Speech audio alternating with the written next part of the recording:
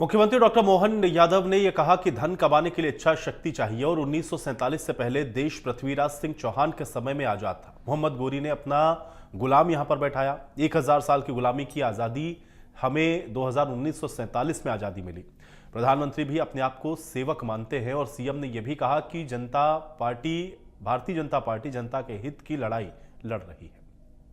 आगे ये जो भी चले जाएंगे, लेकिन आखिरी पूरे देश के लिए पृथ्वीराज सिंह चौहान थे। बाद के काल में मोहम्मद गजनवी आए, फिर मोहम्मद गोरी आए। मोहम्मद गोरी ने पृथ्वीराज सिंह चौहान के साथ फिर वो अपने गुलाम वंश के शासक आए। 3 पीढ़ियां उनकी राज करती रही। कुतुबुद्दीन ऐबक से चालू होकर इल्तुतमिश और ये सब लोगों ने बाद में आए। फिर उसके बाद खिलजी आए, अलग अलग आए, अलग अलग दौर में सुल्तान आए, लोधी आए। बाप ये मुगल तो बहुत बाद में है, सबसे आखिरी में 300 साल ही, इनको ज़्यादा पुराने नहीं है।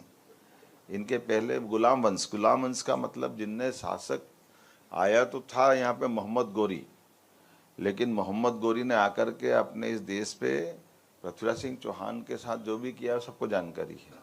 लेकिन उसके बाद उसने अपने गुलाम को बिठा दिया यहाँ। किसको बिठाया?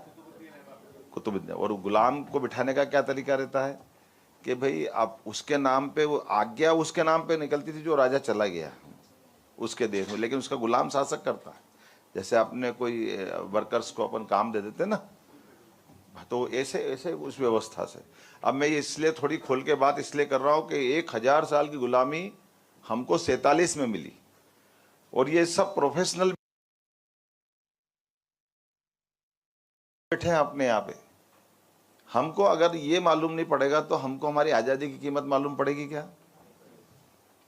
हम अपने इस देश के अंदर अभी जैसे माननीय हमारे अंकित जी से मैं बात कर रहा था, आप आर्मी से ही आते हैं।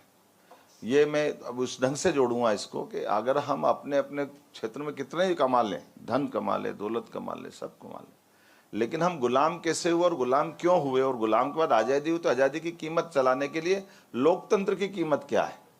जब तक ये